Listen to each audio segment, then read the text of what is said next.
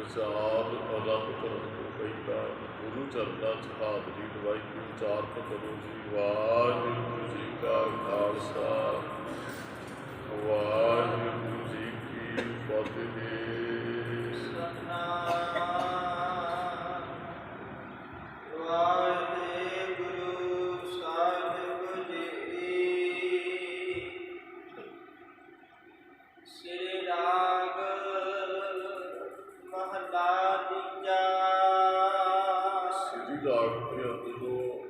तीसरे पातशाह गुरु अमरदास महाराज जी ने पावन शब्द है धन बूंद वसु मावण कुसम बसंत गणंत नाम है रब सस किरण उदर सागर को गागत रंग अंत को पावै उदर ध्यान ज्ञान सतगुर कै काम जान भाग गुण जू गावै बंदे अमर दास गुण तेरी तेरी उपमा ओही बन आवे ऐसे पहाड़ सतगुरा दी पावन रसना कोई शब्द उचार किया गया है जी। सतगुर ना सेवियो से दुखिए जुग जार। सतगुरु कहते जिन्होंने पुरखा ने सतगुरां की अपने जीवन च सेवा नहीं की है से दुखीए जुग चार। जुग चार का अर्थ है भी चारे जुगां च ही वो दुखी रहते हैं। चलो कईयां ने पुरातन विद्वानों ने समय की वंड की भी है सतयुग है द्वापर है त्रेता है ये कलयुग है। तो महाराज कहते युग कोई भी हो जो गुरु साहब को टुटिया है सुख नहीं प्राप्त कर सकता। इतने पुरखी का अर्थ एक तो है कि उस पुरख ने जिन्हें कभी गुरु की सेवा नहीं की वो दुखी रहता है। कई पुरखी सेवते हैं आप जो बिंदी ला के पढ़िए तो कई बार आप एक शब्द वरतते हैं भी ये साडा पुरखी किता है भी साडे वडेरे भी करते रहे तो असी भी करते हैं। गुरमुख मेरे हिसाब से कुल जी बहुत बड़े भागों वाली जिन्हों के वडेरे भी जपते हैं तो जिन्हों की गांह औलाद भी जप रही है। जिन्हों के वडेरिया ने भी जपिया तो उन्होंने बाणी पढ़ी तो उन्होंने बच्चे भी जुड़े हुए हैं। ये भी एक पुरखी जपना होता है जी। एक तो है ना भी पुरखी का अर्थ है भी जोड़े पुरख नहीं सेवते गुरु साहब ने जोड़े गुरु साहब की सेवा नहीं करते वो चादा जुगां च दुखी रहते हैं। और जोड़े पुरखी सेवते हैं गुर सेवा के सुख उपजै फिर दुख न लगे आए जमन मरना मिट गया काले का किश ना बसाए। वो सदा ही सुख प्राप्त करते हैं।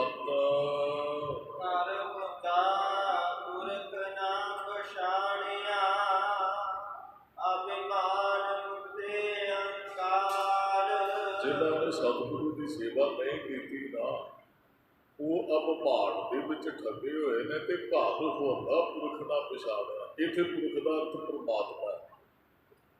आप मूल मंत्र के अंदर पुरख शब्द के अर्थ करते हैं तो इतने का अर्थ है भी वो परमात्मा साढ़े घर के अंदर है। घर का अर्थ इतने हिरदा है अंदर बैठे रब को असीं पछाणिया नहीं तो अहंकार असी ठगे गए। मान लो कोई चीज़ साढ़े घरे हो तो उस चीज़ बारे सानू पता ही ना हो तो फिर वो साड़ी अज्ञानता ही हो सकती है साड़ी मूर्खता या बेसमझी हो सकती है भी जो ब्रह्मंडे सोई पिंडे जो खोजे सो पावै। रब अंदर है। बाबा फरीद जी ने 12 साल आप इतिहास जो मिलता है ना भी घर छड्ड के जंगलों बंदगी की रोटी मेरी काठ की लावन मेरी भुख ये सारे शब्द उचार के जो रब मिलया तो बाबा फरीद जी ने लिख के दिता वो सिखा तेन जंगलों भटकन की जरूरत नहीं है। रब मैनू जंगलों नहीं मिलया 12 साल वो घर छड्ड के बंदगी करते रहे जंगलों के अंदर तो सानू की लिख के दिता फरीदा जंगल जंगल क्या भावे वन कंडा मोड़े वसी रब हियाली है जंगल क्या ढूंढे। रब तेरे अंदर जंगलों लभन की जरूरत नहीं है।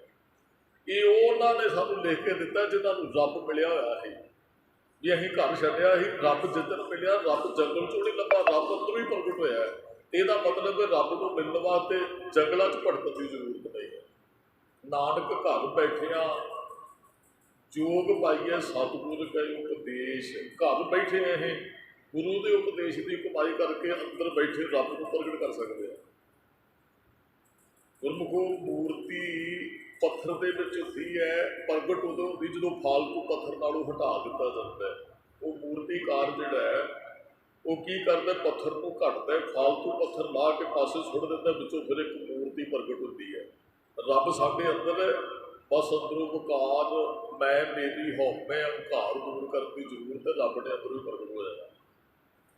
ਮਹਾਰਾਜ ਕਹਿੰਦੇ ਘਰ ਹੁੰਦਾ ਪੁਰਖ ਨਾ ਪਛਾਣਿਆ। ਗੁਰੂ ਸਾਹਿਬ ਦੀ ਸਿੱਖਿਆ ਨਹੀਂ ਨਾ ਸਾਡੇ ਕੋਲ, ਤੇ ਮਹਾਰਾਜ ਕਹਿੰਦੇ ਘਰ ਹੁੰਦਾ ਪੁਰਖ ਨਾ ਪਛਾਣਿਆ। ਅਭਿਮਾਨ ਮੁੱਠੇ ਅਹੰਕਾਰ, ਇਹ ਲੁਕਾਈ ਜਿਹੜੀ ਹੈ, ਇਹ ਜੀਵ ਜਿਹੜੇ ਨੇ ਇਹ ਹੰਕਾਰ ਦੇ ਵਿੱਚ ਠੱਗੇ ਗਏ। ਰੱਬ ਦੀ ਇਹਨਾਂ ਨੇ ਪਹਿਚਾਣ ਕੀਤੀ ਹੀ ਨਹੀਂ। ਸਤਿਗੁਰੂ ਕਿਆ ਮਿਟ ਗਿਆ ਮੰਗ ਥਕੇ ਸੰਸਾਰ। ਜਿਹੜੇ ਸਤਿਗੁਰਾਂ ਤੋਂ ਬੇਮੁਖ ਹੋ ਗਏ ਨਾ, ਉਹ ਫਿਰ ਸੰਸਾਰ ਤੋਂ ਮੰਗ ਕੇ ਥੱਕ ਕੇ ਤ੍ਰਿਪਤੀ ਉਹਨਾਂ ਦੀ ਹੋਈ ਹੋਈ ਹੈ। ਵੈਸੇ ਗੁਰੂ ਸਾਹਿਬ ਕਿਸੇ ਨੂੰ ਫਟਕਾਰਦਾ ਨਹੀਂ ਹੈ, ਕਈ ਵਾਰੀ ਮਨੁੱਖ ਆਪ ਹੀ ਹੰਕਾਰਿਆ ਜਾਂਦਾ ਹੈ। ਇਤਿਹਾਸ ਹੈ ਸਾਡੇ ਕੋਲ, ਭਾਈ ਸਾਹਿਬ ਜੀ ਤੇ ਬਲਵੰਤ ਜੀ, ਵੈਸੇ ਉਹਨਾਂ ਦੀ ਬਾਤ ਰਾਮਕਲੀ ਰਾਗ ਦੇ ਅੰਦਰ ਗੁਰੂ ਘਰ ਦੇ ਕੀਰਤਨੀਏ ਸਭ ਬਹੁਤ ਵਧੀਆ ਕੀਰਤਨੀਏ ਹਰਿਮੰਦਰ ਸਾਹਿਬ ਜੀਆਂ ਦੇ, ਤੇ ਸੰਗਤ ਕੀਰਤਨ ਸੁਣਨ ਵਾਸਤੇ ਬੜੀ ਦੂਰ ਦੂਰ ਤੋਂ ਹਾਜ਼ਰੀ ਭਰਦੀ ਹੈ। ਤੇ ਉਹ ਚਲੋ ਜਿਹੜਾ ਇਤਿਹਾਸ ਸਾਨੂੰ ਮਿਲਦਾ ਹੈ ਵੀ ਉਹ ਦੋਵਾਂ ਭਰਾਵਾਂ ਤੋਂ ਇੱਕ ਦੀ ਬੱਚੀ ਦਾ ਵਿਆਹ, ਕਈਆਂ ਨੇ ਭੈਣ ਦਾ ਵਿਆਹ ਲਿਖਿਆ ਵੀ ਇਹਨਾਂ ਦੀ ਭੈਣ ਦਾ ਵਿਆਹ ਹੀ। ਤੇ ਇਹਨਾਂ ਦੇ ਸਤਿਗੁਰਾਂ ਦੇ ਪਾਸੋਂ ਗੁਰੂ ਅਰਜਨ ਸਾਹਿਬ ਮਹਾਰਾਜ ਦੇ ਪਾਸੋਂ ਪੈਸੇ ਮੰਗੇ ਮਹਾਰਾਜ ਵੀ ਸਾਡੀ ਭੈਣ ਦਾ ਵਿਆਹ, ਤੇ ਸਾਨੂੰ ਕੁਝ ਨਾ ਕੁਝ ਅਸੀਂ ਗੁਰੂ ਘਰ ਹੀ ਸੇਵਾ ਕਰਦੇ ਵੀ ਇੱਥੇ ਕੀਰਤਨ ਕਰਦੇ ਆ। ਤੇ ਮਹਾਰਾਜ ਨੇ ਕਿਹਾ ਹੈ ਕਿ ਅੱਜ ਦੀ ਸਾਰੀ ਜਿਹੜੀ ਭੇਟਾ ਨਾ ਗੁਰੂ ਘਰ ਦੀ ਹਰਿਮੰਦਰ ਸਾਹਿਬ ਦੀ ਜੋ ਵੀ ਉਹ ਤੁਹਾਨੂੰ ਅੱਜ ਦਿੱਤੀ ਜਾਏਗੀ। ਕੀਰਤਨੀਏ ਘਰ ਦੇ ਕਹਿੰਦੇ ਜਦੋਂ ਮਹਾਰਾਜ ਨੇ ਸਾਰੀ ਜਿਹੜੀ ਦਰਸ਼ਨੀ ਭੇਟਾ ਇਹੀ ਗੁਰੂ ਗ੍ਰੰਥ ਸਾਹਿਬ ਜੀ ਦੀ ਉਹ ਇਹਨਾਂ ਦੀ ਝੋਲੀ 'ਚ ਪਾ ਦਿੱਤੀ, ਤੇ ਮੈਨੂੰ ਤ੍ਰਿਪਤੀ ਹੋਈ। ਕਹਿੰਦੇ ਜੀ ਤੁਹਾਨੂੰ ਖਜ਼ਾਨੇ 'ਚੋਂ ਕੱਢ ਕੇ ਸਾਨੂੰ ਪੈਸੇ ਦੇਣੇ ਚਾਹੀਦੇ ਹਨ। ਵੈਸੇ ਗੁਰਮੁਖੋ ਮਨੁੱਖ ਲੋਭ ਕਰਦਾ, ਗੁਜ਼ਾਰਾ ਸਾਧਿਆਂ ਤੇ ਚੱਲਦਾ ਹੈ। ਤੇ ਮਹਾਰਾਜ ਨੇ ਕਿਹਾ ਲੋਭੀ ਕਾ ਵਿਸਾਹ ਨਾ ਕੀਜੈ, ਜੇ ਕਾ ਪਾਰ ਵਸਾਈ ਅੰਤ ਕਾਲ ਤਿੱਥੇ ਧੂਏ, ਜਿੱਥੇ ਹੱਥ ਨਾ ਪਾਈ। ਲੋਭੀ ਬੰਦੇ ਦਾ ਵਿਸਾਹ ਨਹੀਂ ਕਰਨਾ ਚਾਹੀਦਾ, ਉੱਥੇ ਧੋਖਾ ਦਿੰਦਾ ਜਿੱਥੇ ਸਾਡਾ ਕਿਤੇ ਹੱਥ ਨਾ ਪੈਂਦਾ ਹੋਵੇ। ਹੁਣ ਜਦੋਂ ਇਹਨਾਂ ਦੀ ਤ੍ਰਿਪਤੀ ਨਹੀਂ ਹੋਈ ਹੈ ਤੇ ਮਹਾਰਾਜ ਸਾਨੂੰ ਤੇ ਖਜ਼ਾਨੇ 'ਚੋਂ ਕੱਢ ਕੇ ਧਨ ਦੇਣਾ ਹੈ। ਮਹਾਰਾਜ ਕਹਿੰਦੇ ਵੀ ਤੁਹਾਡਾ ਕਾਰਜ ਹੋ ਸਕਦਾ ਇਹਦੇ ਨਾਲ, ਤੁਹਾਨੂੰ ਕਰਨਾ ਚਾਹੀਦਾ। ਕਹਿੰਦੇ ਜੀ ਨਹੀਂ, ਤੁਸੀਂ ਸਾਡਾ ਮਹਾਰਾਜ ਸਤਿਕਾਰ ਨਹੀਂ ਕੀਤਾ। ਤੇ ਅਗਲੇ ਦਿਨ ਕੀਰਤਨ ਕਰਨ ਹੀ ਆਏ ਜੀ ਹਰਿਮੰਦਰ ਸਾਹਿਬ।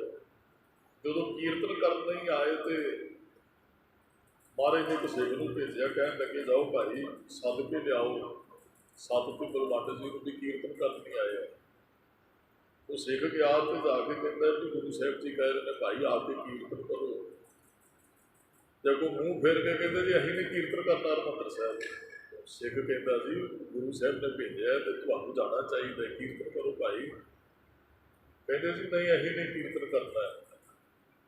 ਉਹ ਸਿੱਖ ਵਾਪਸ ਆ ਕੇ ਕਹਿੰਦਾ ਮਹਾਰਾਜ ਨੂੰ ਕਹਿੰਦੇ ਵੀ ਅਸੀਂ ਨਹੀਂ ਕੀਰਤਨ ਕਰਨਾ।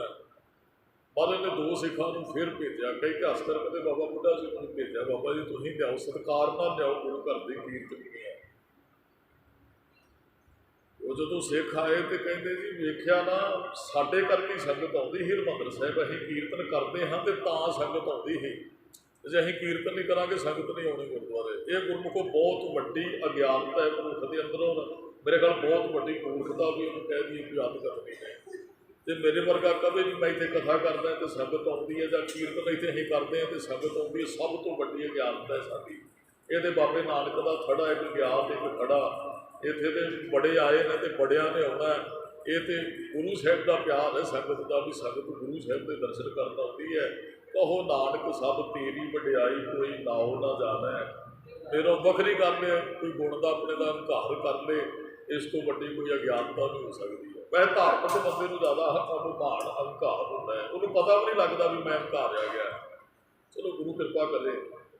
ਉਹ ਕਹਿੰਦੇ ਜੀ ਸਾਡੇ ਕਰਕੇ ਸੰਗਤ ਆਉਂਦੀ। ਸਿੱਖਾਂ ਨੇ ਆ ਕੇ ਫਿਰ ਕਿਹਾ, ਕਹਿੰਦੇ ਮਹਾਰਾਜ ਉਹ ਕਹਿੰਦੇ ਅਸੀਂ ਨਹੀਂ ਆਉਣਾ, ਸਾਡੇ ਕਰਕੇ ਸੰਗਤ ਆਉਂਦੀ ਹੈ।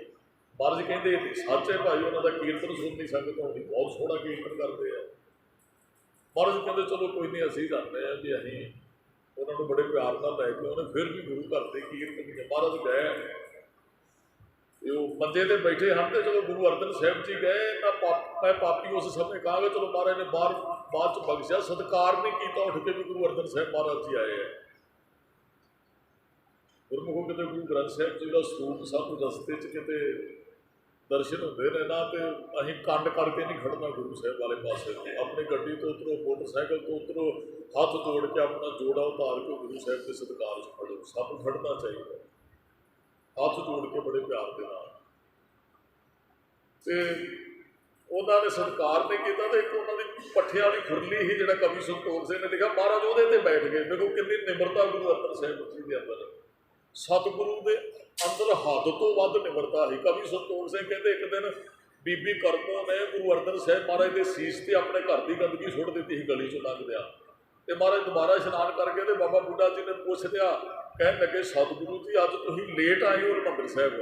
कह लगे कोई नहीं, वो करमों ने थोड़ा जा, तो बाबा बुढ़ा जी के मुख चो बोल निकले, करमों इहो जिहा पाप नहीं तेनों करना चाहिए, तेरे हाथ क्यों ना गल के महाराज ते गंदगी सुटन लग्या। तो उन्होंने कोड़ हो गया बीबी करमों नूं। महाराज ने फिर कहा ही दुख भजनी बेरी के थले का इशनान करवाओ लिया के, फिर यदा कोड़ हटिया ही बाहर के अंदर बीबी करमों का। महाराज तो फिर भी निश्चिंत है, हद तो वध सतगुरां के अंदर निमरता है। महाराज खुरली ते बैठ गए, कहते पुत्र जी चलो कीर्तन करो, संगत वेट कर रही है भी हरिमंदर साहिब का कीर्तन नहीं रब होया। तो मूँह फेर के कहते जी असीं नहीं कीर्तन कूर्तन करना। महाराज कहते नहीं भाई कीर्तन करो, कि संगत कीर्तन सुन आती है, तुहानूं वाहिगुरू ने बड़ा गुण बख्शिया, भाई मरदाना जी की तुसीं अंश हो। तो कह लगे महाराज तुहानूं अज पता लग गया ना भी साडा कीर्तन सुननी संगत आती हरिमंदर साहिब, नहीं तो किसी ने।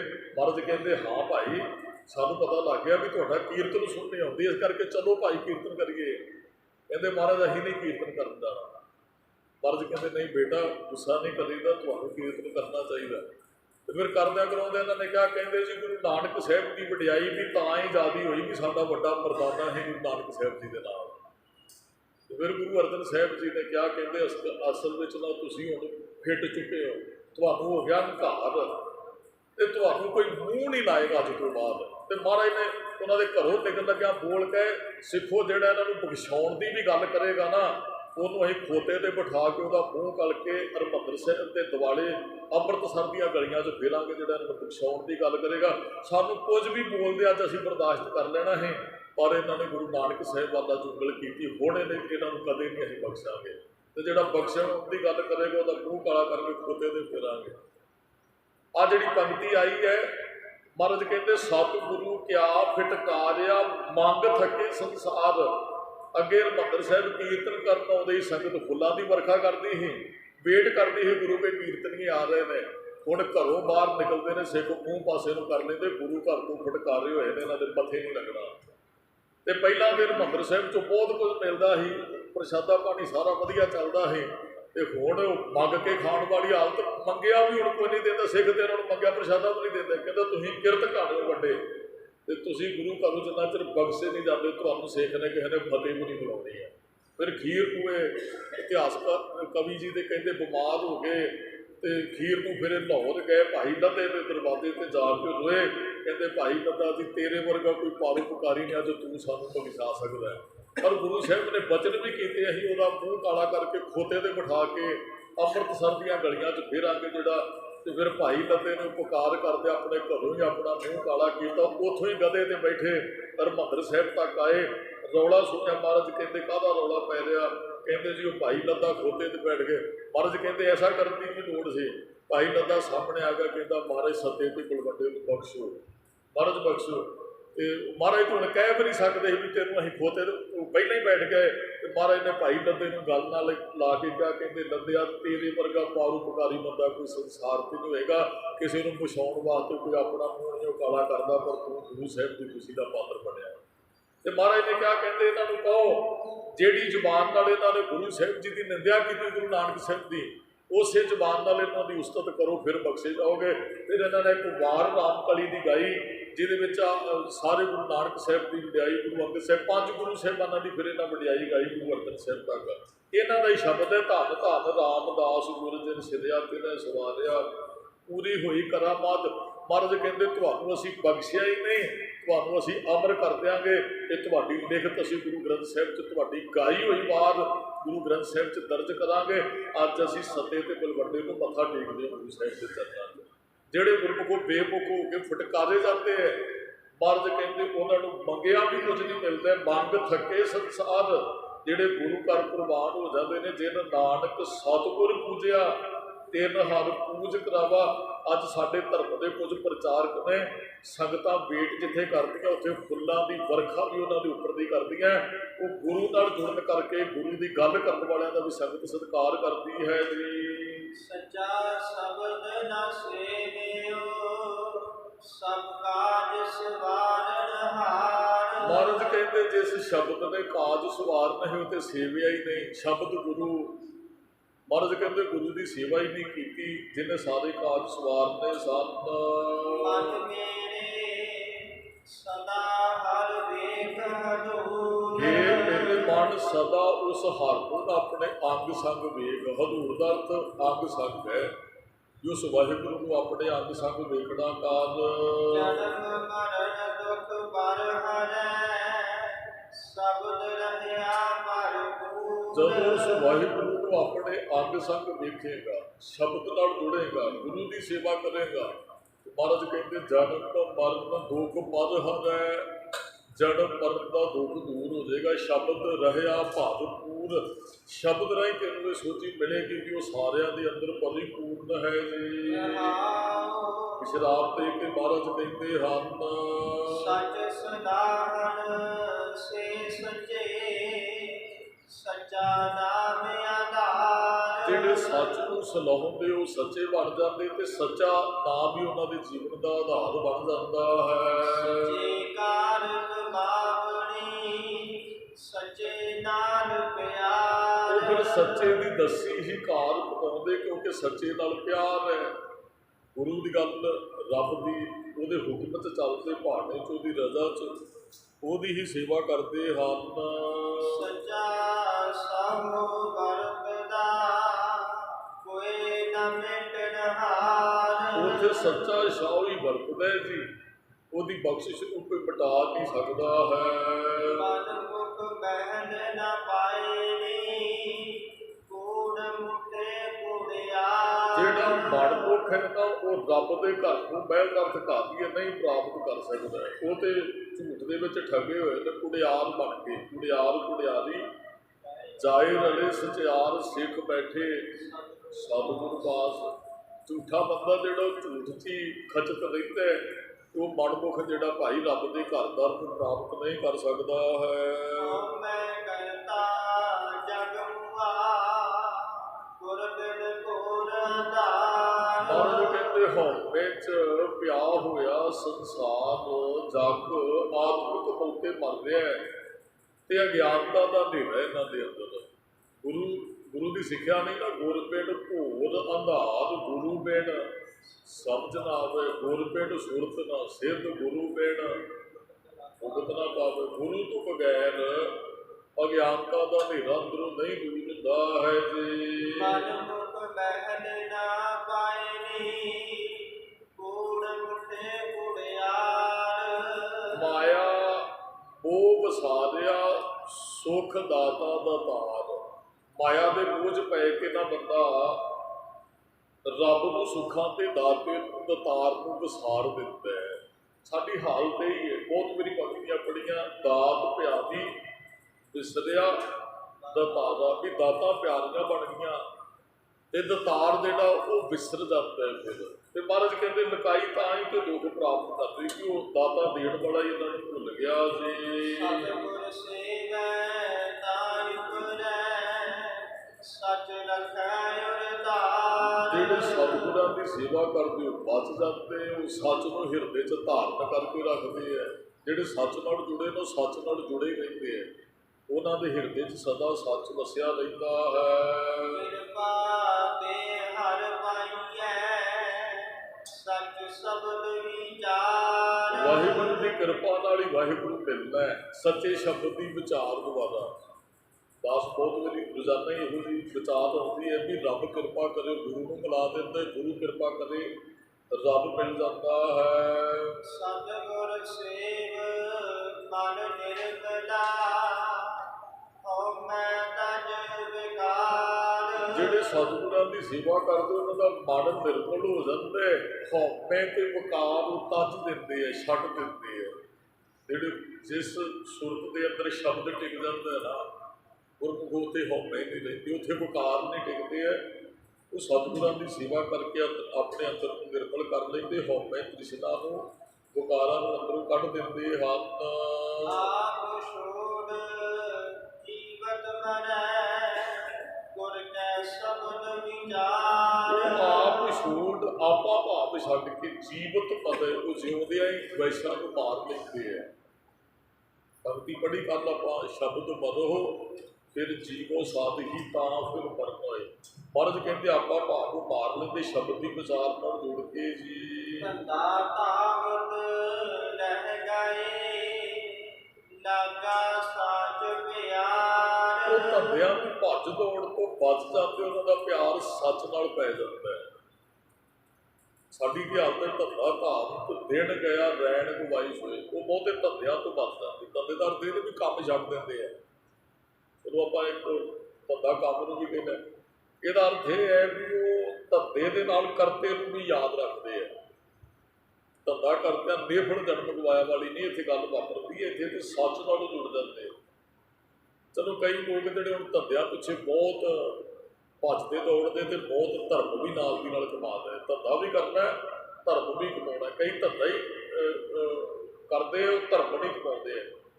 ਤੇ ਜਿਹੜੇ ਭਾਈ ਸੱਚ ਨਾਲ ਜੁੜ ਜਾਂਦੇ ਨੇ, ਉਹਨਾਂ ਦਾ ਧੰਦਾ ਵੀ ਧਰਮ ਬਣ ਜਾਂਦਾ ਹੈ। ਕਿਰਤ 'ਚ ਸੱਚ, ਗੁਰੂ ਦੀ ਦੱਸੀ ਕਿਰਤ, ਉਹ ਵੀ ਧਰਮ ਹੈ। ਸੱਚ ਰਤੇ ਮੁਖ ਉਜਲੇ, ਤਿਤ ਸੱਚੈ ਦਰਬਾਰ। ਜਿਹੜੇ ਸੱਚ ਵਿੱਚ ਰਤੇ ਜਾਂਦੇ ਨੇ ਨਾ, ਉਹਨਾਂ ਦੇ ਉਸ ਸੱਚੇ ਦਰਬਾਰ 'ਚ ਮੁਖ ਉਜਲੇ ਹੋ ਜਾਂਦੇ ਆ। ਉਹਨਾਂ ਨੂੰ ਮਾਣ ਸਤਿਕਾਰ ਮਿਲਦਾ ਹੈ, ਉਹਨਾਂ ਨੂੰ ਪਿਆਰ ਮਿਲਦਾ ਹੈ, ਉਹਨਾਂ ਨੂੰ ਜੀਆਂ ਆਖਿਆ ਜਾਂਦਾ ਹੈ। ਸਤਿਗੁਰ ਪੁਰਖ ਨ ਮੰਨਿਓ, ਸ਼ਬਦ ਨਾ ਲਗੋ ਪਿਆਰ। ਜਿਨ੍ਹਾਂ ਨੇ ਸਤਿਗੁਰੂ ਪੁਰਖ ਦੇ ਬਚਨ ਨੂੰ, ਉਪਦੇਸ਼ ਨੂੰ, ਹੁਕਮ ਨੂੰ ਨਹੀਂ ਮੰਨਿਆ, ਜਿਨ੍ਹਾਂ ਦਾ ਸ਼ਬਦ ਨਾਲ ਪਿਆਰ ਨਹੀਂ ਹੈ, ਸ਼ਬਦ ਨਾਲ ਲੱਗੂ ਪਿਆਰ। ਚਲੋ ਕਈ ਤੇ ਸ਼ਬਦ ਸੁਣਦੇ ਆ, ਫਿਰ ਉਹ ਮੰਨਦੇ ਵੀ ਹੈ। ਤੇ ਜਿਨ੍ਹਾਂ ਦਾ ਸ਼ਬਦ ਨਾਲ ਪਿਆਰ ਨਹੀਂ, ਸ਼ਬਦ ਨਾਲ ਪਿਆਰ ਜਿਹਦੇ ਬਾਣੀ ਪੜ੍ਹੇਗਾ ਵੱਧ ਤੋਂ ਵੱਧ। ਸ਼ਬਦ ਬਾਣੀ ਹੈ, ਤੇ ਜੇ ਬਾਣੀ ਨਾਲ ਪਿਆਰ ਉਹ ਪੜ੍ਹੇਗਾ ਵੱਧ ਤੋਂ ਵੱਧ। ਜੇ ਸ਼ਬਦ ਨਾਲ ਪਿਆਰ ਨਹੀਂ ਹੈ, ਗੁਰੂ ਦੀ ਸਿੱਖਿਆ ਨਹੀਂ ਹੈ। ਇਸ਼ਨਾਨ ਦਾਨ ਜੇਤਾ ਕਰੈ, ਦੂਜੈ ਭਾਏ ਖੁਆਰ। ਮਹਾਰਾਜ ਕਹਿੰਦੇ ਜਿੰਨਾ ਮਰਜ਼ੀ ਇਸ਼ਨਾਨ ਕਰ ਲੈ, ਜਿੰਨਾ ਮਰਜ਼ੀ ਦਾਨ ਦੇ ਦੇ, ਜੇ ਦੂਜੇ ਭਾਏ ਪਿਆਰ ਇਹਨਾਂ ਦੇ, ਇਹ ਧਾਰਮਿਕ ਕਰਮ ਕਿਸੇ ਵੀ ਅਰਥ ਨਹੀਂ ਹੈ। ਮਹਾਰਾਜ ਨੇ ਇਹ ਗੱਲ ਕਹਿੰਦੀ, ਜਿੰਨਾ ਮਰਜ਼ੀ ਇਸ਼ਨਾਨ ਕਰ ਲੈ ਜਾ ਕੇ, ਜੇ ਅੰਦਰ ਗੁਰੂ ਦੀ ਸਿੱਖਿਆ ਨਹੀਂ ਹੈ, ਰੱਬ ਨਾਲ ਪਿਆਰ ਨਹੀਂ ਹੈ, ਤੇ ਫਿਰ ਇਸ਼ਨਾਨ ਦਾ ਵੀ ਕੋਈ ਮਤਲਬ ਨਹੀਂ ਹੈ। ਫਿਰ ਦਾਨ ਦਾ ਵੀ ਕੋਈ ਮਤਲਬ ਨਹੀਂ। ਮਹਾਰਾਜ ਨੇ ਦਾਨ ਵੀ ਨਾਲ ਕਿਹਾ, ਇਸ਼ਨਾਨ ਦਾਨ ਜੇਤਾ ਕਰੇ, ਦੂਜੇ ਭਾਏ ਪਿਆਰ। ਮਹਾਰਾਜ ਕਹਿੰਦੇ ਉਹਦਾ ਕੋਈ ਫਿਰ ਅਰਥ ਨਹੀਂ ਰਹਿ ਜਾਂਦਾ।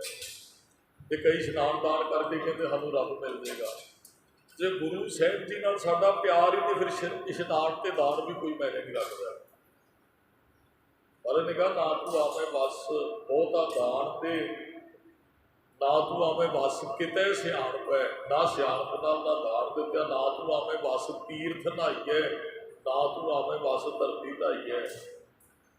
ਨਾ ਧਰਤੀ ਤੇ ਰਟਨ ਕੀਤਿਆ, ਨਾ ਤੀਰਥਾਂ ਤੇ ਨਹਾਇਆ, ਨਾ ਦਾਨ ਕੀਤਿਆ, ਉਹਨੇ ਬਸ ਨਹੀਂ। ਉਹਨਾਂ 'ਚ ਗੁਰੂ ਨਾਲ ਪ੍ਰੇਮ ਹੀ ਨਹੀਂ ਹੈ, ਫਿਰ ਇਸ਼ਨਾਨ ਦਾ ਕੋਈ ਅਰਥ ਨਹੀਂ ਹੈ। ਹਰਿ ਜੀਓ ਆਪਣੀ ਕਿਰਪਾ ਕਰੇ, ਤਾ ਲਾਗੈ ਨਾਮ ਪਿਆਰ। ਹਾਂ, ਵਾਹਿਗੁਰੂ ਜੀ ਕਿਤੇ ਆਪਣੀ ਕਿਰਪਾ ਕਰਦੇ ਤਾਂ ਪਿਆਰ ਪੈਂਦਾ ਨਾਮ ਦੇ ਨਾਲ, ਤਾਂ ਪਿਆਰ ਨਾਲ ਜਪ ਸਕਾਂਗੇ। ਜੇ ਕਿਤੇ ਵਾਹਿਗੁਰੂ ਨਾਮ ਦੀ ਦਾਤ ਦੇ ਦੇ, ਨਾਨਕ ਨਾਮ ਸੁਭਾਲ ਲੋ, ਗੁਰ ਕਹੇ ਤੇ ਅਪਾਰ। ਮਹਾਰਾਜ ਕਹਿੰਦੇ ਗੁਰੂ ਦੇ ਹੇਤ ਕਰਕੇ ਤੂੰ ਨਾਮ ਦੀ ਸੰਭਾਲ ਕਰ। ਵੇਖੋ, ਜਿਹਦੇ ਨਾਲ ਸਾਨੂੰ ਪਿਆਰ ਹੁੰਦਾ ਹੈ ਨਾ, ਉਹਦੀ ਦਿੱਤੀ ਹੋਈ ਚੀਜ਼ ਅਸੀਂ ਸਾਂਭ ਕੇ ਰੱਖਦੇ ਹਾਂ। ਤੇ ਗੁਰੂ ਨੇ ਸਾਨੂੰ ਕੀ ਦਿੱਤਾ? ਨਾਮ। ਤੇ ਨਾਮ ਨੂੰ ਅਸੀਂ ਆਪਣੇ ਹਿਰਦੇ 'ਚ ਸੰਭਾਲ ਕੇ ਰੱਖਣਾ ਹੈ। ਇਹ ਦਾਤ ਹੈ ਗੁਰੂ ਸਾਹਿਬ ਦੀ। ਤੇ ਜੇ ਦਾਤ ਦੇਣ ਵਾਲੇ ਨਾਲ ਪਿਆਰ ਹੈ, ਤੇ ਫਿਰ ਉਹਦੀ ਦਾਤ ਨੂੰ ਵੀ ਮਨੁੱਖ ਬੜੀ ਸਾਂਭ ਕੇ ਰੱਖਦਾ। ਗੁਰੂ ਸਾਹਿਬ ਨੇ ਨਾਮ ਦੇ ਕੇ ਕਿਹਾ ਵੀ ਜਪਣਾ ਉਹ ਜਪਦਾ ਹੈ। ਤੇ ਕਿਸੇ ਨੇ ਤੁਹਾਨੂੰ ਕੋਈ ਪਿਆਰ ਵਾਲੇ ਨੇ ਗਿਫਟ ਦਿੱਤਾ, ਕਹਿੰਦੇ ਭਾਈ ਇਹਨੂੰ ਸਾਂਭ ਕੇ ਰੱਖੋ, ਫਿਰ ਤੁਸੀਂ ਬੜਾ ਪਿਆਰ ਵੀ ਕਰਦੇ ਹੋ ਤੇ ਉਹਨੂੰ ਸਾਂਭ ਕੇ ਵੀ ਰੱਖਦੇ ਹੋ। ਮਹਾਰਾਜ ਇਹੀ ਇੱਥੇ ਗੱਲ ਕਹਿੰਦੇ ਹੈ ਵੀ ਭਾਈ ਨਾਨਕ ਨਾਮ ਸੰਭਾਲ ਤੂੰ, ਭਾਈ ਨਾਮ ਦੀ ਸੰਭਾਲ ਕਰ। ਗੁਰ ਕੈ ਹੇਤ ਪਿਆਰ, ਗੁਰੂ ਦੇ ਨਾਲ ਹੇਤ ਦਾ ਪ੍ਰੇਮ ਹੀ ਹੁੰਦਾ, ਮੋਹ ਹੀ ਹੁੰਦਾ, ਪਿਆਰ ਹੁੰਦਾ, ਉਸ ਅਪਾਰ ਦੇ ਨਾਲ ਪਿਆਰ ਕਰ। ਰਾਗ ਮਹਲਾ ਦੂਜਾ, ਤਿਸਹੁ ਸੇਵੇ ਕਿਆ ਜਪ ਕਰੇ, ਸਤਿਗੁਰ ਪੂਛੋ ਜਾਏ। ਬੜੇ ਪਿਆਰੇ ਬੱਚੇ ਨੇ ਪਿੱਛੇ ਆ ਨਾ ਵੀ ਇਸ਼ਨਾਨ ਤੇ ਦਾਨ ਦਾ ਕੋਈ ਮਤਲਬ ਨਹੀਂ ਹੈ। ਜੇ ਗੁਰੂ ਦੀ ਸਿੱਖਿਆ ਨਹੀਂ ਹੈ ਤੇ ਹੁਣ ਅਗਲੀ ਗੱਲ ਆ ਗਈ ਵੀ ਕਿਸ ਹੋ ਸੇਵੀ, ਮੈਂ ਫਿਰ ਕਿਹਦੀ ਸੇਵਾ ਕਰਾਂ, ਕਿਆ ਜਪ ਕਰੀ, ਕਿਹਦਾ ਜਪ ਕਰਾਂ, ਸਤਿਗੁਰ ਪੁੱਛੋ ਜਾਏ। ਮੈਂ ਗੁਰੂ ਸਾਹਿਬ ਨੂੰ ਪੁੱਛਦਾ ਜਾ ਕੇ, ਬੜਾ ਪਿਆਰਾ ਇਹ ਇੱਕ ਸਵਾਲ ਗੁਰੂ ਸਾਹਿਬ ਨੂੰ ਪੁੱਛਿਆ ਜਾ ਰਿਹਾ। ਮਹਾਰਾਜ ਤੁਸੀਂ ਦੱਸੋ ਵੀ ਕਿਹਦੀ ਸੇਵਾ ਕਰਾਂ, ਕੀ ਜਪਾਂ ਮੈਂ, ਸਤਿਗੁਰ ਪੁੱਛੋ ਜਾਏ। ਇਹ ਮੰਨ ਲਓ ਵੀ ਕਿਤੇ ਚਾਰ ਸਰੀਰ ਬੈਠੇ ਨੇ ਤੇ ਉੱਥੇ ਵਿਚਾਰ ਚੱਲ ਰਹੀ ਹੈ ਵੀ ਗੁਰੂ ਨੂੰ ਪੁੱਛਦੇ ਆਪਾਂ ਕੀ ਕਰਨਾ ਚਾਹੀਦਾ। ਵੈਸੇ ਸਾਰੇ ਕੰਮ ਸਾਨੂੰ ਗੁਰੂ ਨੂੰ ਪੁੱਛ ਕੇ ਕਰਨੇ ਚਾਹੀਦੇ। ਅਸੀਂ ਕੀ ਜਪਣਾ ਹੈ, ਕੀ ਪੜ੍ਹਨਾ ਹੈ, ਕੀ ਸੁਣਨਾ ਹੈ, ਕੀ ਗਾਉਣਾ ਹੈ, ਕੀ ਮੰਨਣਾ ਹੈ, ਕਿਹੜਾ ਦਾਨ ਕਰਨਾ ਹੈ, ਕਿਹੜਾ ਪੁੰਨ ਕਰਨਾ ਹੈ, ਕਿੱਥੇ ਜਾਣਾ ਹੈ, ਕਿੱਥੇ ਨਹੀਂ ਜਾਣਾ, ਕੀ ਖਾਣਾ ਹੈ, ਕੀ ਨਹੀਂ ਖਾਣਾ ਹੈ, ਕੀ ਪਹਿਨਣਾ ਕੀ ਨਹੀਂ ਪਹਿਨਣਾ, ਕਿਤੇ ਇਹ ਅਸੀਂ ਸਾਰਾ ਕੁਝ ਗੁਰੂ ਤੋਂ ਪੁੱਛ ਕੇ ਕਰੀਏ ਨਾ, ਬੜਾ ਜੀਵਨ ਆਨੰਦਮਈ ਬਣੇਗਾ। ਅਸੀਂ ਗੁਰੂ ਨੂੰ ਪੁੱਛ ਕੇ ਕੁਝ ਨਹੀਂ ਕਰਦੇ, ਅਸੀਂ ਤਾਂ ਆਪਣੀ ਮਰਜ਼ੀ ਕਰਦੇ ਹਾਂ। ਜੋ ਸਾਨੂੰ ਚੰਗਾ ਲੱਗਦਾ ਉਹ ਕਰਦੇ, ਜੋ ਗੁਰੂ ਸਾਹਿਬ ਨੂੰ ਚੰਗਾ ਲੱਗਦਾ ਉਹ ਬਹੁਤ ਘੱਟ ਕਰਦੇ ਆ। ਗੁਰੂ ਨੂੰ ਪੁੱਛ ਕੇ ਆਪ ਕੋਈ ਵਿਚਾਰ ਨਹੀਂ ਨਾ ਕਰਦੇ।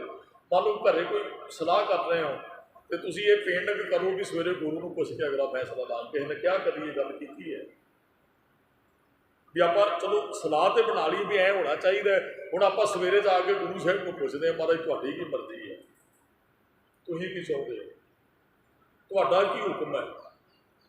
ਫਿਰ ਗੁਰੂ ਨੂੰ ਪੁੱਛ ਕੇ ਕਾਰਜ ਕੀਤਾ ਜਾਏ। ਉਸ ਕਾਰਜ 'ਚ ਫਿਰ ਵਿੱਚ ਕਰਤਾ ਆਪ ਖਲੋਆ ਵਾਲ ਨਾ ਵਿੰਗਾ, ਉਸ ਕਾਰਜ 'ਚ ਆਪ ਕਰਤਾ ਖਲੋਂਦਾ ਹੈ। ਫਿਰ ਤੇ ਸੰਤਾਂ ਕੇ ਕਾਰਜ ਆਪ ਖਲੋਇਆ, ਹਰ ਕੰਮ ਕਰਾਵਣ ਆਇਆ ਰਾਮ। ਉਹ ਕਾਰਜ ਤੁਹਾਡਾ ਨਹੀਂ, ਉਹ ਤੇ ਜਿਸ ਕਾ ਕਾਰਜ ਤਿੰਨ ਹੀ ਕੀਆ ਮਾਨਸ ਕਿਆ ਵਿਚਾਰਾ। ਜਦੋਂ ਉਹਨੂੰ ਸਮਰਪਿਤ ਹੋ ਕੇ ਕੁਝ ਕਰੋਗੇ ਤੁਹਾਡਾ ਕਾਰਜ ਰਹਿਣਾ ਹੀ ਨਹੀਂ ਹੈ। ਫਿਰ ਤੇ ਵਿੱਚ ਆਪ ਬੈਠ ਜਾਂਦਾ ਨਾ ਆ ਕੇ ਉਹ, ਫਿਰ ਆਪ ਉਹ ਬਖਸ਼ਿਸ਼ ਵਰਤਾਉਂਦਾ। ਹੁਣ ਸਵੇਰੇ ਭਾਈ ਗੁਰੂ ਨੂੰ ਜਾ ਕੇ ਪੁੱਛਾਂਗੇ ਕਿਹਦਾ ਜਪ ਕਰਨਾ ਹੈ, ਕਿਹਦੀ ਸੇਵਾ ਕਰਨੀ ਹੈ।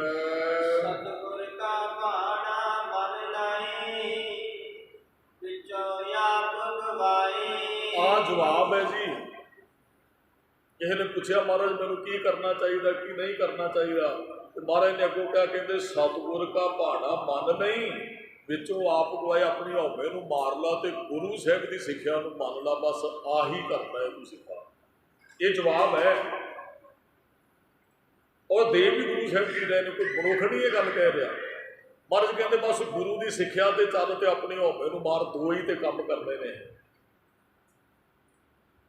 ਸਾਡੇ ਕੋਲ ਨਾ ਗੁਰੂ ਦੀ ਸਿੱਖਿਆ ਹੈ ਤੇ ਹਉਮੈ ਵੀ ਸਾਡੇ ਅੰਦਰ ਹੈਗੀ ਹੈ। ਪਰ ਮਨੁੱਖ ਨੂੰ ਕਈ ਵਾਰੀ ਪਤਾ ਵੀ ਨਹੀਂ ਹੁੰਦਾ ਵੀ ਮੇਰੇ ਅੰਦਰ ਹਉਮੈ ਆ, ਬੁੱਧੀ ਹੈ। ਜੇ ਤੁਹਾਡੇ ਅੰਦਰ ਕੋਈ ਚੀਜ਼ ਕਿਸੇ ਨੂੰ ਵਿਖਾਉਣ ਦੀ ਇੱਛਾ ਹੈ ਜਾਂ ਕੁਝ ਵੀ ਹੋਰ ਵੀ ਤੁਸੀਂ ਸੋਚਦੇ ਹੋ ਕੁਝ ਕੰਮ ਕਰਨ ਲੱਗਾ ਬਹੁਤ ਜ਼ਿਆਦਾ, ਲੋਕ ਕੀ ਕਹਿਣਗੇ, ਇਹਦਾ ਮਤਲਬ ਕਿਤੇ ਨਾ ਕਿਤੇ ਉਹਦੇ ਅੰਦਰ ਵਿਖਾਵਾ ਵੀ ਹੈ। ਅਸੀਂ ਕੋਈ ਕਾਰਜ ਕਰਦੇ ਗੁਰੂ ਸਾਹਿਬ ਜੀ ਨੂੰ ਪ੍ਰਵਾਨ ਹੈ ਕਿ ਨਹੀਂ, ਜੇ ਇਹਨੂੰ ਮੁੱਖ ਰੱਖ ਕੇ ਚੱਲਾਂਗੇ ਗੁਰੂ ਸਾਹਿਬ ਦੀ ਖੁਸ਼ੀ ਹੈ, ਲੋਕ ਪ੍ਰਵਾਨ ਕਰਨਗੇ ਕਿ ਨਹੀਂ, ਅਸੀਂ ਇਹ ਸੋਚ ਕੇ ਜੋੜਦੇ ਹਾਂ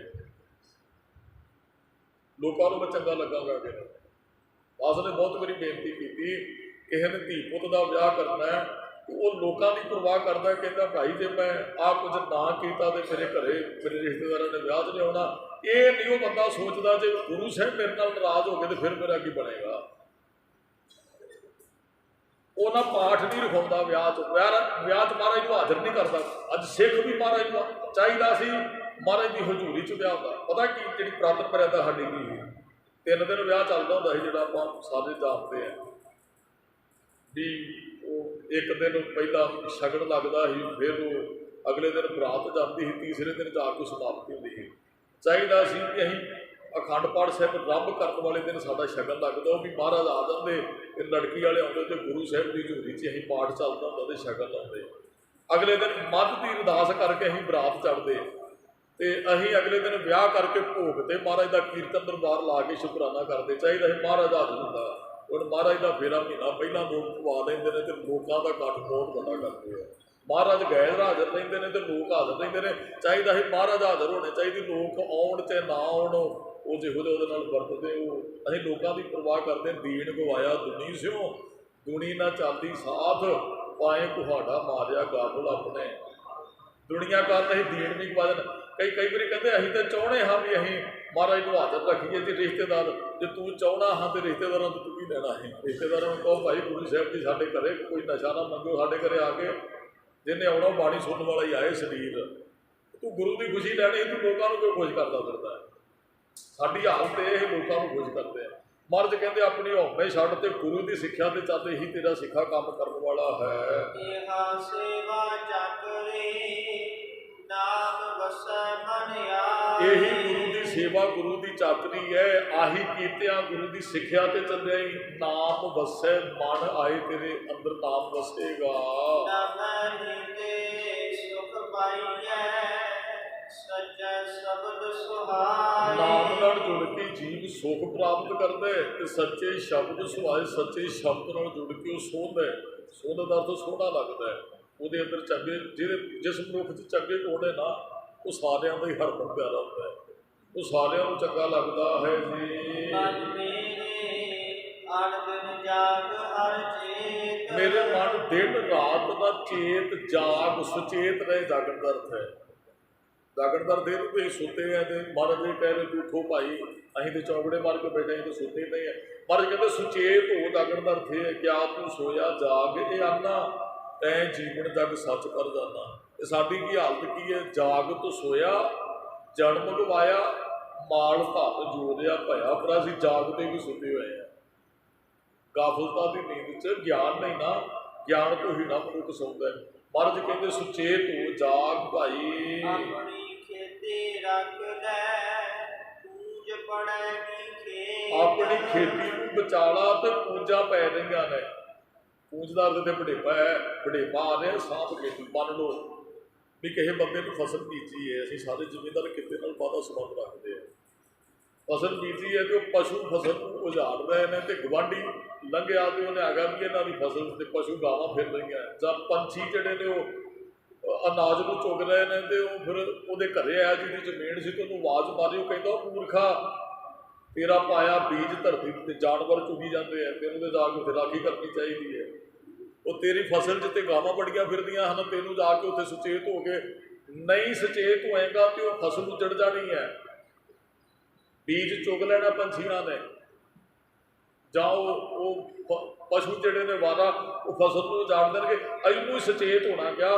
ਕਹਿੰਦੇ ਹੁਣ ਸਮਾਂ ਹੀ ਖੇਤੀ ਰੱਖ ਲਾ ਤੇ ਜੇ ਪੂੰਜਾਂ ਪੈ ਗਈਆਂ ਤਾਂ ਉਹਨਾਂ ਨੇ ਬੀਜ ਚੁਗ ਜਾਣਾ, ਫਿਰ ਤੇ ਮੁਕਾਰਾਂ ਨੇ ਸਾਡੇ ਅੰਦਰ ਨੂੰ ਖਤਮ ਕਰ ਦੇਣਾ। ਹੁਣ ਸਮਾਂ ਵਡੇਪਾ ਹੋਣ ਤੋਂ ਪਹਿਲਾਂ ਯਤਨ ਕਰ। ਹੁਣ ਪਤੇ ਹਰ ਨਾਮ ਨਾ ਬੀਜਿਓ, ਅੱਗੇ ਭੁੱਖਾ ਕਿਆ ਖਾਏ। ਕਰੁੱਤਾ ਬੀਜ ਬੀਜੇ ਨਹੀਂ ਜੰਮੈ, ਹੁਣ ਰੁੱਤ ਤੇ ਵਤਨ ਹੈ। ਵਿਸ਼ਰਾਮ ਦੇ ਕੇ ਮਹਾਰਾਜ ਕਹਿੰਦੇ ਹਨ ਸ਼ਬਦ ਰਹਿਆ ਭਰਪੂਰ। ਮਹਾਰਾਜ ਕਹਿੰਦੇ ਜਦੋਂ ਸ਼ਬਦ ਰਾਹੀਂ ਵਾਹਿਗੁਰੂ ਨੂੰ ਭਰਪੂਰ ਪਰਿਪੂਰਨ ਵੇਖਾਂਗੇ ਨਾ ਸਾਰਿਆਂ 'ਚ, ਫਿਰ ਸਾਰੀਆਂ ਬਣਦੀਆਂ ਇੱਛਾ ਵੀ ਪੂਰੀਆਂ ਹੋ ਜਾਂਦੀਆਂ ਹਨ। ਭਾਏ ਭਗਤ ਕਰੈ ਦਿਨ ਰਾਤੇ ਹਰ ਜੀਉ ਵੇਖੈ ਸਦਾ ਹਦੂਰ। ਫਿਰ ਉਹਦੇ ਡਰ 'ਚ ਤੇ ਉਹਦੇ ਪਿਆਰ 'ਚ ਨਾ ਜੀਵ ਭਗਤੀ ਕਰਦੇ ਦਿਨ ਰਾਤ ਤੇ ਹਰ ਜੀਉ ਵੇਖੇ ਸਦਾ ਹਜ਼ੂਰ। ਹਰ ਜੀਉ ਨੂੰ ਉਹ ਸਦਾ ਹਾਜ਼ਰ ਨਾਜ਼ਰ ਵੇਖਦਾ ਹੈ। ਰੱਬ ਸਾਡੇ ਤੋਂ ਦੂਰ ਨਹੀਂ ਹੈ। ਰੱਬ ਸਾਡੇ ਹੱਥ ਸਾਹਮਣੇ ਮਹਿਸੂਸ ਕਰਨ ਦੀ ਜ਼ਰੂਰਤ ਹੈ। ਸੱਚਾ ਸ਼ਬਦ ਸਦਾ ਮਨ ਰਾਤਾ ਪ੍ਰਭ ਗਿਆ ਸਰੀਰਾਂ ਦੂਰ। ਜਦੋਂ ਮਨ ਸੱਚੇ ਸ਼ਬਦ 'ਚ ਰੰਗਿਆ ਗਿਆ ਨਾ, ਸਰੀਰ 'ਚੋਂ ਫਿਰ ਸਾਰੇ ਭਰਮ ਦੂਰ ਹੋ ਜਾਂਦੇ ਹਨ। ਨਿਰਮਲ ਸਾਹਿਬ ਪਾਇਆ ਸਾਚਾ ਗੁਣੀ ਗਣੀ। ਉਸ ਗੁਣਾਂ ਦੇ ਖਜ਼ਾਨੇ ਨੂੰ, ਨਿਰਮਲ ਨੂੰ, ਸਾਹਿਬ ਨੂੰ ਫਿਰ ਜੀਵ ਪ੍ਰਾਪਤ ਕਰ ਲੈਂਦਾ ਹੈ। ਜਾ ਕੇ ਸੇ ਉਪਰੇ ਸੁਤੇ ਗਏ ਬਹਾਈ। ਮਹਾਰਾਜ ਕਹਿੰਦੇ ਜਿਹੜੇ ਜਾਗ ਪਏ ਉਹ ਬਚ ਗਏ, ਜਿਹੜੇ ਸੁੱਤੇ ਗਏ ਸੀ ਉਹ ਲੁੱਟੇ ਗਏ। ਐਸਾ ਹੀ ਹੁੰਦਾ ਹੈ। ਹੁਣ ਜਿਹਦੇ ਘਰੇ ਕੋਈ 4 ਤੋਲੇ ਸੋਨਾ ਪਿਆ ਨਾ 4 ਰੁਪਈਏ ਪਏ ਨੇ ਉਹਨੂੰ ਅੱਜ ਪਹਿਰੇਦਾਰੀ ਕਰਨ ਦੀ ਲੋੜ ਜੇ। ਹੁਣ ਤਾਂ ਹੱਥਾਂ 'ਚੋਂ ਲੁਟੇਰੇ ਜਿਹੜੇ ਨੇ ਉਹ ਚੀਜ਼ਾਂ ਖੋਹ ਕੇ ਤੁਸੀਂ ਸੇਬ ਨੇ ਇਕੱਲਾ ਬੰਦਾ ਹੁਣ ਸਵਾਰੀ ਨਹੀਂ ਕਰ ਸਕਦਾ, ਲੁਟੇਰੇ ਰਸਤੇ 'ਚ ਖੜੇ ਨੇ। ਹੁਣ ਤੇ ਤੁਹਾਨੂੰ ਇਹ ਚੀਜ਼ਾਂ ਸਾਂਭਣੀਆਂ ਪੈਣੀਆਂ, ਤੁਹਾਨੂੰ ਪਹਿਰੇਦਾਰੀ ਦੇ 5-7 ਜੀਵ ਤੇ ਇੱਕ ਪਹਿਰਾ ਦਿਆ ਕਰੋ ਤਾਂ ਸਾਡੀਆਂ ਚੀਜ਼ਾਂ ਬਚਣੀਆਂ ਨੇ। ਤੇ ਬੜੇ ਔਖੀ ਗੱਲ ਹੈ। ਤੇ ਮਹਾਰਾਜ ਕਹਿੰਦੇ ਜਿਹੜੇ ਜਾਗਦੇ ਨੇ ਉਹ ਬਚ ਜਾਣਗੇ, ਜਿਹੜੇ ਸੁੱਤੇ ਗਏ ਭਾਈ ਉਹਨਾਂ ਨੂੰ ਲੁੱਟੇ ਜਾਣਾ ਹੈ। ਸੱਚਾ ਸ਼ਬਦ ਨਾ ਪਛਾਣਿਓ, ਸੁਪਨਾ ਗਿਆ ਵਹਾਏ। ਸੱਚੇ ਸ਼ਬਦ ਦੀ ਪਛਾਣ ਨਹੀਂ ਕਰਦੇ ਤੇ ਜੀਵਨ ਸੁਪਨੇ ਦੀ ਤਰ੍ਹਾਂ ਲੰਘ ਜਾਂਦਾ। ਸੁਪਨਾ ਝੂਠਾ ਹੁੰਦਾ, ਸੁਪਨਾ ਸੱਚ ਨਹੀਂ ਹੈ। ਝੂਠਾ ਜਿਹਾ ਜੀਵਨ ਜਿਉਂ ਕੇ ਬੰਦਾ ਚਲਾ ਜਾਂਦਾ ਹੈ। ਇਹ ਘਰ ਕਾ ਬਾਹੁੜਾ, ਜੋ ਆਇਆ ਤਿਉ ਜਾਏ। ਕਹਿੰਦੇ ਉਹਦੇ ਕੋਲ ਸੁੱਜੇ ਘਰ 'ਚ ਨਾ ਪ੍ਰਾਹੁਣਾ ਆਇਆ, ਜਿਹੋ ਜਿਹਾ ਆਇਆ ਸੀ ਉਹੋ ਜਿਹਾ ਚਲਾ ਗਿਆ। ਨਾ ਕਿਸੇ ਨੇ ਪਾਣੀ ਪੁੱਛਿਆ, ਨਾ ਕਿਸੇ ਨੇ ਚਾਹ ਪੁੱਛੀ, ਨਾ ਕਿਸੇ ਨੇ ਰੋਟੀ ਪੁੱਛੀ। ਹੁਣ ਘਰੇ ਹੀ ਕੋਈ ਨਹੀਂ ਹੈਗਾ, ਘਰ ਸੁਣਿਆ ਤੇ ਪ੍ਰਾਹੁਣੇ ਨੂੰ ਕਿਸੇ ਨੇ ਕੀ ਖਵਾਉਣਾ। ਕਾਂ ਵੀ ਉੱਥੋਂ ਉਤਰਾ ਹੀ ਮੁੜ ਜਾਂਦੇ ਆ, ਪੰਛੀ ਵੀ ਉਤਰਾ ਹੀ ਮੁੜ ਜਾਂਦੇ ਆ। ਮਹਾਰਾਜ ਕਹਿੰਦੇ ਬੰਦਿਆਂ ਦੇ ਨਾਮ ਨਹੀਂ ਜਪੇਗਾ ਨਾ, ਜਿਵੇਂ ਸੁਣੀਏ ਘਰ 'ਚ ਆਇਆ ਪ੍ਰਾਹੁਣਾ ਖਾਲੀ ਮੁੜ ਜਾਂਦਾ, ਤੂੰ ਵੀ ਇਸ ਤਰ੍ਹਾਂ ਹੀ ਮੁੜ ਜਾਣਾ, ਨਾਲ ਤੇ ਤੇਰੇ ਕੁਝ ਨਹੀਂ ਜਾਣਾ ਸੰਸਾਰ ਤੋਂ। ਉਹ ਸੁਣਦੇ ਘਰ ਦੇ ਪ੍ਰਾਹੁਣੇ ਦੀ ਤਰ੍ਹਾਂ ਗੇੜਾ ਵੱਜਣਾ ਹੈ ਤੇਰਾ, ਤੇ ਜਪੇਗਾ ਨਹੀਂ। ਮਨਮੁਖ ਜਨਮ ਬਿਰਥਾ ਗਿਆ, ਕਿਆ ਮੁਹ ਦੇਸੀ ਜਾਏ। ਕਹਿੰਦੇ ਮਨਮੁਖ ਦਾ ਜਨਮ ਜਿਹੜਾ ਨਾ ਵਿਅਰਥ ਚਲਾ ਜਾਂਦਾ। ਤੇ ਕਹਿੰਦੇ ਫਿਰ ਮੂੰਹ ਵਿਖਾਵਾਂਗੇ ਕੀ ਰੱਬ ਨੂੰ ਜਾ ਕੇ। ਇੱਕ ਨਾ ਅਸੀਂ ਅੰਤ ਅਰਦਾਸ ਤੇ ਗਏ ਤੇ ਉਹ ਮੈਂ ਪੁੱਛ ਲਿਆ ਵੈਸੇ ਤੇ ਮੇਰੀ ਰਿਸ਼ਤੇਦਾਰੀ ਹੀ ਦੂਰ ਦੀ, ਉਹਨਾਂ ਨੇ ਸੱਦਿਆ ਤੇ ਮੈਂ ਕਿਹਾ ਜੀ ਕੀ ਗੱਲ ਬਣ ਗਈ ਵੀ ਚੰਗੇ ਭਲੇ। ਕਹਿੰਦੇ ਜੀ ਬਾਹਰ ਤਾਸ਼ ਖੇਡਦੇ ਅਸੀਂ ਆਣ ਕੇ ਥੋੜ੍ਹੀ ਜਿਹੀ ਸ਼ਰਾਬ ਪੀਤੀ, ਉਹਦੇ ਚੜ੍ਹਾਈ ਕਰ ਗਿਆ। ਮੈਂ ਕੰਮ ਤੇ ਦੋਵੇਂ ਚੰਗੇ ਕਰਕੇ ਗਿਆ ਜਾਣ ਲੱਗਾ। ਉਹਨੂੰ ਅਰਦਾਸ ਕਿਹੜੀ ਕਰ, ਕਹਿੰਦੇ ਬਾਹਰ ਤਾਸ਼ ਖੇਡਦਾ ਸੀ ਤੇ ਉੱਥੋਂ ਉੱਠ ਕੇ ਆਇਆ ਤੇ ਰਾਤ ਨੂੰ ਸ਼ਰਾਬ ਪੀਤੀ ਤੇ ਰਾਤ ਸੁੱਤਾ ਪਿਆ ਚੜ੍ਹਾਈ ਕਰ ਗਿਆ। ਮੈਂ ਕੰਮ ਤੇ ਦੋਵੇਂ ਚੰਗੇ ਕਰਕੇ ਗਿਆ ਵੀ ਬਾਹਰੋਂ ਤਾਸ਼ ਖੇਡ ਕੇ ਆਇਆ। ਤੇ ਬੰਦਗੀ ਜਿਸ ਕਾਰਜ ਵਾਸਤੇ ਆਏ ਉਹ ਅਸੀਂ ਕਰਦੇ ਹੀ ਨਹੀਂ ਹੈ। ਜੋ ਨਹੀਂ ਕਰਨਾ ਉਹਦੇ 'ਚ ਅਸੀਂ ਲੱਗੇ ਸਾਰਾ ਦਿਨ। ਜਪਜੀ ਸਾਹਿਬ ਗੁਰੂ ਸਾਹਿਬ ਜੀ ਕਹਿੰਦੇ ਪੜ੍ਹੋ, ਕੋਈ ਪੜ੍ਹਦਾ ਆ ਖੁੰਡਾਂ ਤੇ ਬੈਠੇ ਤਾਸ਼ ਸਾਰਾ ਦਿਨ ਖੇਡਦੇ ਰਹਿੰਦੇ ਨੇ। ਹੈਗਾ ਉਦਾਹਰਨ ਨੇ ਕਿਤੇ ਬੇਨਤੀ ਕੀਤੀ, ਹੁਣ ਤੇ ਗੁਰਦੁਆਰੇ ਦੀਆਂ ਕੰਧਾਂ ਨਾਲ ਵੀ ਢੋਲ ਲਾ ਕੇ ਤਾਸ਼ ਖੇਡੀ ਜਾਂਦੀ ਹੈ, ਉਹਦੇ ਪਾਠ ਨਹੀਂ ਕੀਤਾ ਜਾਂਦਾ। ਹਾਲਤ ਸਾਡੀ ਇਹੋ ਜਿਹੀ ਹੁਣ ਨਿਕਲ ਕੇ ਇੱਥੋਂ ਤੱਕ ਗੁਰਦੁਆਰਿਆਂ 'ਚ ਵੀ ਤਾਸ਼ ਦੀਆਂ ਉਹ ਮਹਿਫਲਾਂ ਲੱਗਦੀਆਂ। ਗੁਰੂ ਕਿਰਪਾ ਕਰੇ ਜੋ ਕਾਰਜ ਕਰਨਾ ਹੈ ਉਸ ਵਾਸਤੇ ਕਰੀਏ, ਨਹੀਂ ਤਾਂ ਮਨਮੁਖਾ ਕੀ ਮੂੰਹ ਵਿਖਾਏਗਾ ਰੱਬ ਨੂੰ ਜਾ ਕੇ ਇਹੋ ਜਿਹਾ ਜੀਵਨ ਜਿਉਂ ਕੇ। ਸਭ ਕਿਛ ਆਪੇ ਆਪ ਹੈ, ਹਉਮੈ ਵਿੱਚ ਕਹਿਣ ਨਾ ਜਾਏ। ਮਹਾਰਾਜ ਕਹਿੰਦੇ ਸਭ ਕੁਝ ਤੂੰ ਆਪੇ ਆਪ ਹੀ ਕਰਦਾ, ਪਰ ਤੂੰ ਹਉਮੈ 'ਚ ਕੀ ਕਹਿੰਦਾ, ਕੀ ਕਹਿੰਦਾ ਫਿਰਦਾ। ਕੋਈ ਬੰਦਾ ਮੈਂ ਕੀਤਾ। ਜਿਹੜਾ ਗਿਆਨਵਾਨ ਬੰਦਾ ਉਹ ਕਹਿੰਦਾ ਤੂੰ ਕੀ ਕਰ ਸਕਦਾ, ਹਰ ਰੱਬ ਨੇ ਕਰਾਇਆ। ਕਹਿੰਦੇ ਮੈਂ ਕੀ ਕਰਦਾ, ਤੇਰੇ ਤੋਂ ਰੱਬ ਕਰਾ ਦਿਆ ਜੋ ਕੁਝ ਕਰਵਾ ਦਿਆ। ਅਸੀਂ ਕੁਝ ਨਹੀਂ ਕਰ ਸਕਦੇ। ਤੇਰਾ ਕੀਤਾ ਜਾਤੋ ਨਾਹੀਂ ਮੈਨੂੰ ਜੋਗ, ਅਸੀਂ ਤੇਰੇ ਕੀਤੇ ਨੂੰ ਜਾਣਦੇ ਨਹੀਂ। ਮੈਂ ਜੋ ਕੁਝ ਕਰ ਸਕਿਆ ਤੂੰ ਮੈਨੂੰ ਇਸ ਯੋਗ ਬਣਾਇਆ। ਇਹ ਵੀ ਨਾ ਬੰਦਾ ਚਲੋ ਕੋਈ ਪ੍ਰਾਪਤੀ ਕਰ ਲੇ, ਕਿਸੇ ਪਦਵੀ ਨੂੰ ਪ੍ਰਾਪਤ ਕਰ ਲੇ, ਕੋਈ ਮੰਤਰੀ ਸੰਤਰੀ ਤੱਕ ਪਹੁੰਚ ਜੇ, ਵੱਡੇ ਅਹੁਦੇ ਤੇ ਚਲਾ ਜਾਵੇ, 4 ਕਿੱਲੇ ਜ਼ਮੀਨ, ਕਹਿੰਦਾ ਮੇਰੀ ਸਿਆਣਪ ਨਾਲ ਨਹੀਂ। ਗੁਰਮੁਖੋ ਰੱਬ ਨੇ ਦਿੱਤੀ ਹੈ। ਮਹਾਰਾਜ ਕਹਿੰਦੇ ਜਨਮ ਤੋਂ ਪਹਿਲਾਂ ਉਹਨੇ ਜੋ ਕੁਛ ਪਾਇਆ ਸੋ ਇੱਕ ਬਾਅਦ ਕਿਸ ਬੰਦੇ ਨੇ ਕੀ ਕੁਝ ਪ੍ਰਾਪਤ ਕਰਨਾ ਉਸ ਤਰੀਕੇ ਨਾਲ ਚੱਲ ਰਿਹਾ। ਸਾਡਾ ਇੱਥੇ ਕੁਝ ਵੀ ਨਹੀਂ ਹੈ। ਕਿਸੇ ਦੇ ਹੁਣ ਮੰਨ ਲਓ ਕੋਈ 4 ਸਰੀਰ ਕਿਤੇ ਯਾਤਰਾ ਤੇ ਚੱਲੇ ਆ, ਕੁਝ ਭਾਰ ਜ਼ਿਆਦਾ ਚੁੱਕ ਲੈਂਦੇ ਨੇ, ਕਿਸੇ ਕੋਲ ਥੋੜ੍ਹਾ ਹੁੰਦਾ ਹੈ। ਕਿਸੇ ਨੂੰ ਉਹਨੇ ਥੋੜ੍ਹਾ ਜਿਹਾ ਭਾਰ ਜ਼ਿਆਦਾ ਦਿੱਤਾ ਹੋਇਆ, ਕਿਸੇ ਨੂੰ ਉਹਨੇ ਥੋੜ੍ਹਾ ਜਿਹਾ ਰਿਲੈਕਸ ਰੱਖਿਆ, ਥੋੜ੍ਹਾ ਭਾਰ ਦਿੱਤਾ ਹੈ। ਵੈਸੇ ਹੈ ਸਭ ਕੁਝ ਪਰਮਾਤਮਾ ਦਾ ਹੀ ਹੈ। ਸਭ ਕੁਛ ਆਪੇ ਆਪ ਹਉਮੈ ਵਿੱਚ ਕਹਿ ਨਾ ਜਾਏ ਬੰਦੇ ਹਉਮੈ 'ਚ ਕੀ ਬੋਲਦਾ, ਸਭ ਕੁਝ ਤੇ ਰੱਬ ਹੀ ਕਰਦਾ ਹੈ। ਗੁਰ ਕੈ ਸ਼ਬਦ ਪਛਾਣੀਐ, ਦੁਖ ਹਉਮੈ ਵਿੱਚੋਂ ਗਵਾਏ। ਗੁਰੂ ਦੇ ਸ਼ਬਦ ਨਾਲ ਜੁੜ ਕੇ ਰੱਬ ਦੀ ਸਾਂਝ ਪਾ ਤੇ ਦੁੱਖ ਹਉਮੈ ਵਿੱਚੋਂ ਗਵਾਏ। ਤੇਰੇ ਅੰਦਰੋਂ ਫਿਰ ਦੁੱਖ ਤੇ ਹਉਮੈ ਦੂਰ ਹੋ ਜਾਏਗੀ। ਇਹ ਦੋ ਹੀ ਘਾਤਕ ਜਿਹੜੇ ਸਾਡੇ ਅੰਦਰ, ਉਹ ਜਿਹੜੇ ਸਾਨੂੰ ਅੰਦਰੋਂ ਮਾਰ ਰਹੇ ਨੇ ਜਾਂ ਖਰਾਬ ਕਰ ਰਹੇ ਨੇ ਜਾਂ ਸਾਨੂੰ ਦੁਖੀ ਕਰ ਰਹੇ ਨੇ, ਦੁੱਖ ਤੇ ਹਉਮੈ। ਹਉਮੈ ਦਾ ਸ਼ਿਕਾਰ ਬੰਦਾ ਦੁੱਖ ਭੋਗਦਾ ਹੈ। ਹਉਮੈ ਹਾਥੀ ਦੀ ਤਰ੍ਹਾਂ ਹੁੰਦੀ ਹੈ ਤੇ ਫਿਰ ਨਿੱਕੇ ਦਰਵਾਜ਼ਿਆਂ 'ਚੋਂ ਨਹੀਂ ਲੰਘਦਾ। ਤੇ ਹਉਮੈ ਕਿਸੇ ਦੇ ਕੋਲ ਹਉਮੈ ਚੁੱਕੀ ਫਿਰ ਦੂਸਰੇ ਨੇ ਕੀ ਲੈਣਾ, ਉਹ ਫਿਰ ਉਹ ਆਪ ਹੀ ਬੰਦਾ ਦੁਖੀ ਹੁੰਦਾ ਹੈ ਜਿਹੜਾ ਹਉਮੈ 'ਚ ਰਸਿਆ ਜਾਂਦਾ ਹੈ। ਸਤਿਗੁਰ ਸੇਵੜ ਆਪਣਾ, ਹਉ ਤਿਨ ਕੈ ਲਾਗੋਂ ਪਾਏ। ਹਾਂ, ਜਿਹੜੇ ਆਪਣੇ ਗੁਰੂ ਸਾਹਿਬ ਦੀ ਸੇਵਾ 'ਚ ਹਾਜ਼ਰ ਰਹਿੰਦੇ ਭਾਈ, ਮੈਂ ਉਹਨਾਂ ਦੇ ਚਰਨਾਂ ਨਾਲ ਜੁੜਦਾ ਹਾਂ, ਮੈਂ ਉਹਨਾਂ ਦਾ ਸਤਿਕਾਰ ਕਰਦਾ ਹਾਂ। ਨਾਨਕ ਦਰ ਸੱਚੈ ਸਚਿਆਰ ਹੈ, ਹਉ ਤਿਨ ਬਲਿਹਾਰੈ ਜਾਏ। ਉਹ ਸੱਚੇ ਦੇ ਦਰ ਤੇ ਸਚਿਆਰ ਹੋ ਕੇ ਨਿਬੜਦੇ ਨੇ ਜੇ, ਉਹਨਾਂ ਤੋਂ ਅਸੀਂ ਬਲਿਹਾਰ ਜਾਂਦੇ ਹਾਂ। ਗੁਰਮੁਖ ਝੂਠੇ ਬੰਦੇ ਨੇ ਪ੍ਰਵਾਨ ਨਹੀਂ ਹੋਣਾ। ਉੱਥੇ ਸੱਚੋ ਹੀ ਸੱਚ ਨਿਬੜੇ ਚੁਣ ਵੱਖ ਕੱਢੇ। ਜਿਸ ਮੰਨ ਲਿਆ ਖਾਓ ਨਾ ਪਾਏ ਨੂੰ ਕੂੜਿਆਰ, ਕੂੜਿਆਰ ਝੂਠੇ ਨੂੰ ਕਹਿੰਦੇ। ਕਹਿੰਦੇ ਝੂਠੇ ਬੰਦੇ ਨੂੰ ਰੱਬ ਦੇ ਕਦੇ ਪ੍ਰਵਾਨਗੀ ਨਹੀਂ ਮਿਲਣੀ। ਖਰੇ ਖਜ਼ਾਨੇ ਪਾਈ ਹਨ, ਖੋਟੇ ਸੁੱਟ ਕੇ ਬਾਰ-ਬਾਰ ਖਰੇ ਨੂੰ ਖਜ਼ਾਨੇ 'ਚ ਸਾਂਭ ਲਿਆ ਜਾਂਦਾ ਹੈ, ਖੋਟੇ ਨੂੰ ਬਾਰ-ਬਾਰ ਸੁੱਟ ਦਿੱਤਾ ਜਾਂਦਾ ਹੈ। ਇਹਦੀਆਂ ਵੀ ਬੇਨਤੀਆਂ ਪ੍ਰਵਾਨ ਕਰਨੀਆਂ ਜੀ। ਉਹਨਾਂ ਤੁਕਾਂ ਦੀ ਕਿਰਪਾ ਸਮੂਹ ਸੰਗਤ ਦਾ ਧੰਨਵਾਦ ਜੀ। ਆਇਆਂ ਨੂੰ ਵਾਹਿਗੁਰੂ ਜੀ ਕਾ ਖਾਲਸਾ, ਵਾਹਿਗੁਰੂ ਜੀ ਕੀ ਫਤਿਹ।